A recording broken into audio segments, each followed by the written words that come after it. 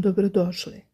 Sutra 12. avgusta pred nama je dan koji u srpskoj pravoslavnoj tradiciji nosi ime jedne od najpotresnijih žena naše srednjovekovne istorije. Prepodobne mati Angeline Srpske. Žene koja je prošla kroz izgnanstvo, siromaštvo, gubitke i neizvesnosti selidbe, ali koja je prema crkvenom predanju sve ono što joj je život oduzeo pretvorila u molitvu, milosrđe i služenje drugima. Šta ako vam kažem da tuga i siromaštvo nisu znak zaborava, već najdubljeg božanskog odabira i da upravo u vašim najtežim trenucima oko vas plete mreža zaštite za koju i ne slutite da postoji. Sutra pravoslavni vernici i Srpska pravoslavna crkva praznuju praznik posvećen ženi čiji život prevazilazi sve granice ljudske izdržljivosti. Kada se kaže mati Angelina, mnogi odmah pomisle na zaštitu majke, žena, porodice i siromašnih. Međutim, iza tog imena krije se mnogo dublja poruka. Njena priča govori o tome šta čovek radi onda kada mu život oduzme gotovo sve što je smatrao sigurnim. A upravo tu počinje najvažniji dio priče o svetoj mati Angelini. Ali pre nego što nastavimo dalje, zapitajte se sljedeće. Koliko puta ste osjetili da su vam sve lađe potonule, a da vas je samo jedna nevidljiva ruka održala na površini? Da li je moguće da baš večeras, uoči njenog svetog dana, treba da uradite jedan poseban, skoro zaboravljeni običaj kako biste u svom domu prizvali mir i konačno doveli život u red? Ostanite sa nama u narednim minutima jer otkrivamo ne samo verovanje i stroga crkvena pravila o tome šta sutra obavezno morate učiniti, a šta nikako ne smete prekršiti, već i potresne, duboko čuvane detalje o tragičnoj sudbini porodice Branković, tajnim prenosima moštiju, političkim intrigama na dvorovima Albanije, Italije i Ugarske, kao i zagonetki spaljivanja krušedolskih svetinja. Podelite ovaj video sa onima kojima je danas najpotrebnija uteha. Ostavite u komentarima svoje molitve i napišite nam. Znate li koja je to najveća duhovna opasnost od koje nas mati Angelina i dalje štiti? Obavezno lajkujte video kako bismo sačuvali ove običaje od zaborava.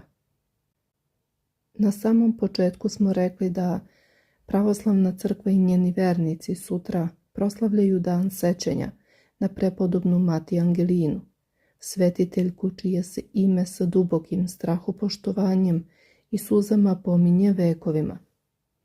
Njena sudbina i njeno duhovno nasleđe predstavljaju jedan od najpotresnijih i najveličanstvenijih primjera hrišćanske žrtve u celokupnoj srpskoj istoriji. Svetovno ime ove velikomučenice i svetiteljke bilo je Angelina Branković. Rođena je u Elbasanu oko 1140. godine kao kći uglednog i blagočestivog albanskog knez-gospodara Đorđa Arijanita Komnina, vladara oblasti Konjuha i Škumbe, i njegove supruge Marije Musakije. U domu svojih roditelja među 11 dece, 8 kćeri i 3 sina, gde je Angelina bila 5. po redu, stekla je vrhunsko obrazovanje i duboko hrišćansko vaspitanje. Već u najranijoj mladosti pokazala je neverovatnu ljubav prema pisanoj reči i duhovnim spisima, pa se u istorijskim izvorima i narodnom predanju beleži da doslovno nije ispuštala knjigu iz ruku. Posjedovala je jednu od najvećih privatnih biblioteka svog vremena na ovim prostorima, a svedočanstvo o tome sačuvano je i u samom manastiru Krušedol. Na posljednjim stranicama čuvene knjige Lestvica, koju je u Smederevu 1434. godine prepisao Inok David po narudžbini Angelininog budućeg svekra, srpskog despota Đurđe Brankovića, stoji zapis koji svedoči o njenom književnom i duhovnom blagu. Sija knjiga despotice Angeline monahinje. Angelinin život radikalno se menja kada je imala svega 20 godina. U novembru 1460. godine u Skadru ona stupa u brak sa Stefanom Brankovićem, izgnanim i slepim srpskim despotom, sinom despota Đurđe Brankovića i despotice Irine, u narodnim pesmama zapamćene kao Jerina. Stefan je bio potomak svetorodne loze Nemanjića i slavnog kneza Lazara, čovek plemenitog roda i uzvišenog duha, ali u tom trenutku potpuno bez imetka.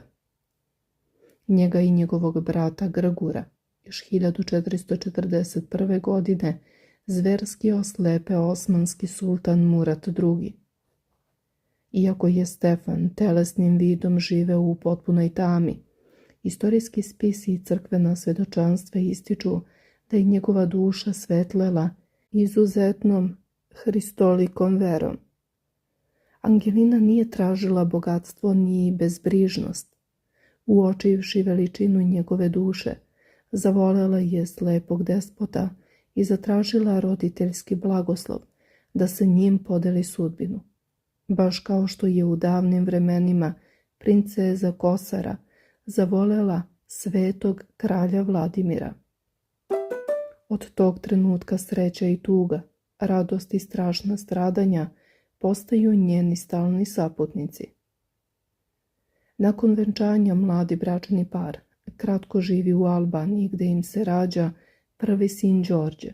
Međutim, pod naletom osmanskih osvajanja koji su uništavali hrišćanske države, bili su prinuđeni da napuste Albaniju 1461. godine. Po preporuci čuvenog junaka Đurađa Kastriotića Skenderbega, koji je bio oženjen Angelininom sestrom Donikom, Stefan i Angelina sa detetom odlaze u Italiju. U regiji Furlaniji na samom severu, na području Tršćanskog zaliva, kupuju stari zamak Beograd na reci Taljamentu. Tu u teškoj oskudici, izbeglištvu i siromaštvu proveli su 16 dugih godina. U Italiji su dobili još dvoje dece, sina Jovana i kćer Mariju, koju su kasnije udali za monferatskog markiza Bonifacija, potomka vizantijske dinastije Paleologa. Angelina je svoju decu vaspitavala u strogom hrišćanskom duhu, učeći ih pravoslavnoj veri, rodoslovu i plemičkom dostojanstvu, dajući im jedino što je sa sigurnošću imala, neizmernu majčinsku ljubav. Mediji i istorijski hroničari prenose da su uprkos tome što su često bili gladni i na tuđem hlebu, Brankovići čuvali svetlost svog krsta. Velika tragedija pogodila je porodicu 9. oktobra 1476. godine, kada u izgnanstvu umire despot Stefan Slepi. Ostavši udovica sa 3 maloletne dece, Đorđem od 15, Jovanom od 13 i Marijom od svega 9 godina, Angelina se našla u nepodnošljivoj bedi. Na grobu svetog Stefana počele su se javljati nebeske svetlosti, a njegovo telo ostalo je netruležno, što je bio prvi znak božanske blagodati nad ovom porodicom. Od tog trenutka Angelinina jedina želja bila je da se vrati u svoju voljenu Srbiju i među svoj narod. Jedno vreme proveli su pod zaštitom Habsburškog cara Fridriha III, koji im je dao na korišćenje zamak Weitersfeld u Austriji. Odatle je Angelina prvi put ispratila svoje sinove u vojne pohode. kada je srpski despot u Sremu Vuk Grgurević, u narodnim pesmama poznat kao Zmaj ognjeni Vuk, preminuo, Ugarak kralj Matija Korvin priziva Angelinu i njene sinove da pređu u Srem kako bi preuzeli upravljanje srpskim narodom. U februaru 1486. godine, nosačima noseći netruležne mošti svog supruga Stefana Slepog, Angelina sa sinovima preko Beča i Budima stiže u Srem. Bili su to dani kada je narod sa suzama dočekivao svoju despoticu i svečeve mošti. Prvo prebivalište bilo im je Kupinovo na reci Savi, gde je Angelina ubrzo podigla crkvu svetog apostola Luke i u nju položila Stefanove mošti. Kralj Matija dodelio im je na upravu posede Kupinik, Slankamen i Berkasovo. Stariji sin Đorđe dobio je titulu despota, ali se ubrzo, vođen dubokim duhovnim pozivom, oko 1495. ili 1497. godine odrekao svetovne vlasti i zamonašio pod imenom Maksim. Upravu nad narodom i despotstvom preuzima mlađi sin Jovan, koji izrasta u izuzetnog ratnika i mudrog vladara. Jovan je svoju prestonicu premetnuo u Brekasovo, vodeći hrabre borbe protiv Turaka s juga i istovremeno štiteći pravoslavni narod od pritisaka rimokatoličkih unijata.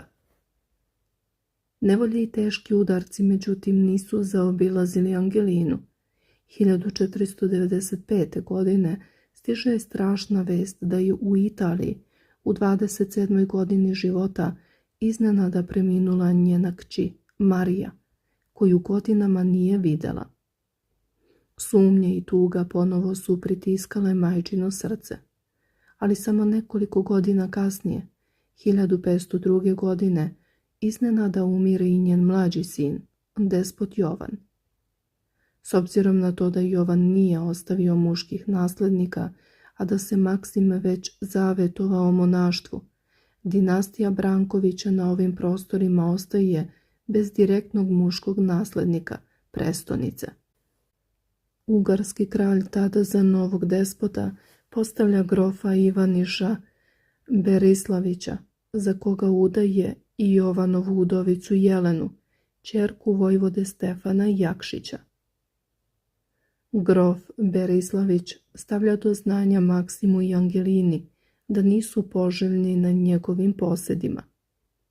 Prilagodivši se novim nevoljama, Angelina i Maksim 1505. godine uzimaju svete mošti Stefana i Jovana i odlaze u Vlašku, kod vojvode Radula Velikog u Trgovište, čija je supruga Katarina bila kći Ivana Crnojevića i Angelinine sestre Gojislave.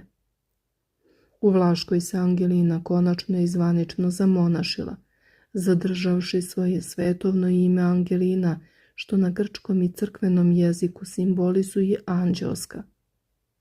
Maksim biva rukopoložen za episkopa i obavlja značajne diplomatske i crkvene misije, izmirivši vlaškog i moldavskog vladara.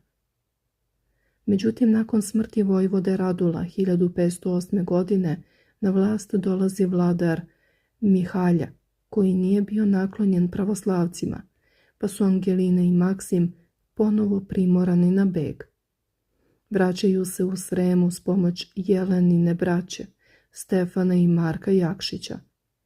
Tu na blagim padinama Fruške gore, uz neprocenjivu finansijsku i materijalnu pomoć ruskog velikog kneza Vasilija Ivanovića, podižu veličanstveni manastir Krušedol, posvećen prazniku Blagoveštenja. U manastirsku crkvu položene su mošti svetog Stefana i svetog Jovana. U neposrednoj blizini Krušedola mati Angelina podiže i ženski manastir posvećen Sretenju Gospodnjem, gde se nastanjuje i predaje potpunom molitvenom tihovanju, podvigu i delima bezgraničnog milosrđa. 1513. godine Maksim postaje mitropolit Beogradski i Sremski, što je za premorenu majku predstavljalo neopisivu duhovnu radost. Međutim, već 18. januara 1516. godine umire i mitropolit Maksim. Time je mati Angelina nadživela svog supruga i sve troje svoje dece. Istoričari i crkveni pisci beleže potresne detalje njene ispovesti nad moštima voljenih, dok je u Suznoj dolini ostala potpuno sama, čuvajući njihove knjige, sitne rekvijeme i uspomene. Naredne 4 godine provela je u neprekidnoj molitvi pored 3 čivota. Upokojila se u Gospodu 30. jula 1520. godine, što po novom kalendaru odgovara 12. avgustu. Sahranjena je najpre u prispodobi svoje zadužbine, crkve Sretenja, a nekoliko godina kasnije njeno netruležno telo biva obavljeno kao sveto, te se njene mošti prenoste u manastir Krušedol i polažu zajednički kivot sa moštima njenog sina Jovana. Kult prepodobne mati Angeline stvoren je izuzetno rano. Već u 16. veku u rukopisom Mineju zabeleženo je njeno prvo žitije, a ubrzo je sastavljena i celokupna crkvena služba koja se nalazi u sva 3 izdanja Srbljaka pod 30. julom. Kroz čitavu službu ova svetiteljka se sa neizmernom ljubavlju oslovljava kao mati, prepodobna, preblažena, prisnoblažena, dostoblažena i blažena. Ističu se njene visoke hrišćanske vrline, čistota podvižničkog života, strpljivost, mudrost, bezgranično milosrđe, odanost supruge i neizmerna požrtvovanost majke. Pominje se u službi svog sina Jovana i u zajedničkoj službi Svetim Brankovićima, dok se njen lik obavezno freskopiše na ikonama ove mučeničke porodice.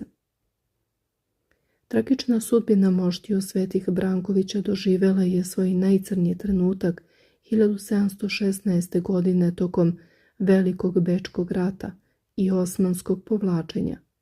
Turci su upali u manastir Krušedol, zapalili ovu veliku svetinju i spalili mošti svih Svetih Brankovića, Stefana, Angeline, Maksima i Jovana.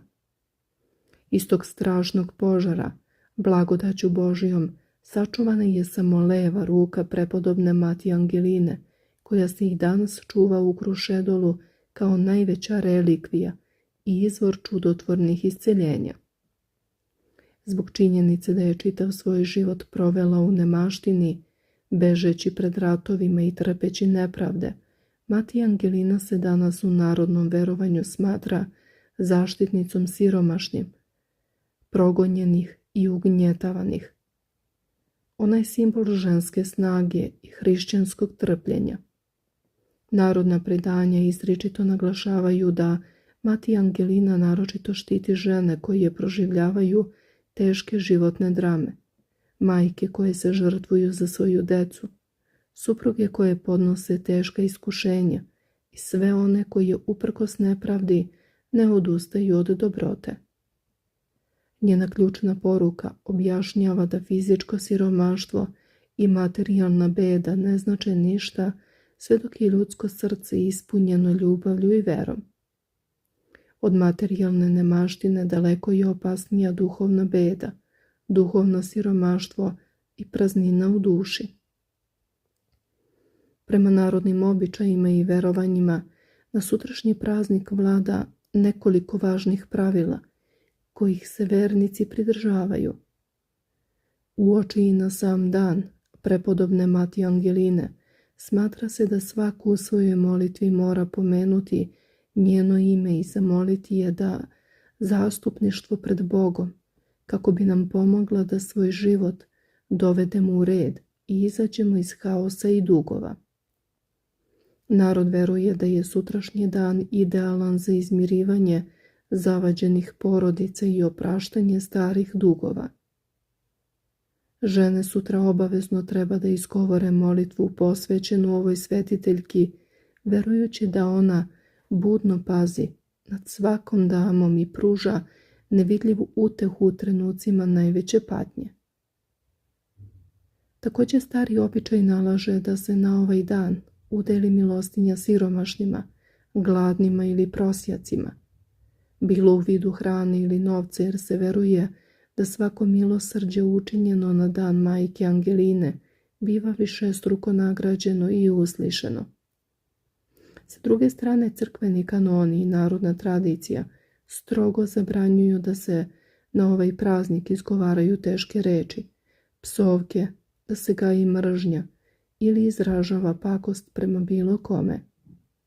Ne valja se baviti nikakvim nečastim radnjama, prevarama niti odbijati pomoć onome koji od vas potraži. U pravoslavnim hramovima sutra se peva njen tropar. U tebi se, mati, sigurno spase bogolikost, jer si primivši krst, sledila Gospodina Hrista. Delima si učila prezirati telo, želeći više za dušu stvari besmrtne. Zato i sa anđelima, sveta Angelino, raduje se duh tvoj. Mati Angelina ostaje večni svetionik i dokaz da makoliko teško bili ovozemaljski udarci, duhovna svetlost i čisto srce ne mogu biti uništeni. Zapamtite njene reči i njenu žrtvu. Pomenite je svojim mislima i molitvama. Pružite ruku onima kojima je pomoć najpotrebnija i dopustite da vas njena mudrost vodi kroz sve životne oluje. Njen praznik treba da bude podsjećanje da se ne meri čovjek samo po onome što posjeduje, nego i po onome što daje. Da se ne meri samo po tome koliko je uspeo, nego i po tome koliko je dobra ostavio iza sebe. I da se vera ne pokazuje samo rečima, već životom. Ako vam je ova priča nešto značila, napišite u komentarima: Mati Angelina moli Boga za nas. Napišite i kome biste vi danas poslali ovu priču: majici, baki, sestri, prijateljici, nekome ko prolazi kroz težak period, jer možda baš ta osoba danas treba da čuje da se iza jednog imena iz srednjeg veka krije priča o ženi koja je znala šta znači izgubiti gotovo sve, a ipak sačuvati ljubav. Neka sutrašnji dan ne bude samo još jedan datum u kalendaru, već prilika da se setimo da vera nije strah, praznik nije magija, a svetitelj nije Amajlija. Praznik je poziv, poziv na molitvu, poziv na dobrotu, poziv na praštanje, poziv da čovjek makar na trenutak zastane i zapita se kakav trag ostavlja iza sebe. A trag Mati Angeline ostao je vekovima, u porodici Branković, u Krušedolu, u crkvenom predanju, u službi, u ikonama, u sećenju naroda i iznad svega u poruci da čovjek može izgubiti mnogo toga što je spoljašnje, a da ipak sačuva ono najvažnije, veru, ljubav i dobrotu. Zato sutrašnji 12. avgust je mnogo više od običnog datuma. To je sećanje na jednu od najpoznatijih srpskih svetiteljki i majki u pravoslavnoj tradiciji, na ženu koju je narod nazvao majka Angelina, na majku koja je postala simbol milosrđa, na suprugu koja je delila sudbinu slepog despota, na monahinju koja je posljednje godine provela u molitvi, na ktitorku povezanu sa Krušedolom, na svetiteljku čiji je život ostao zapisan kroz vekove. I neka nam upravo to bude posljednja misao. Ne pitajmo se samo na praznik šta se sme, a šta se ne sme. Pitajmo se šta je dobro, šta je korisno, šta je milosrdno, šta nas približava Bogu i šta bi od nas napravilo ljude koji bi se neko mnogo godina kasnije mogao osjetiti po dobru. Jer upravo tako je Mati Angelina ostala među nama. ne samo kao ime iz knjige, nego kao majka.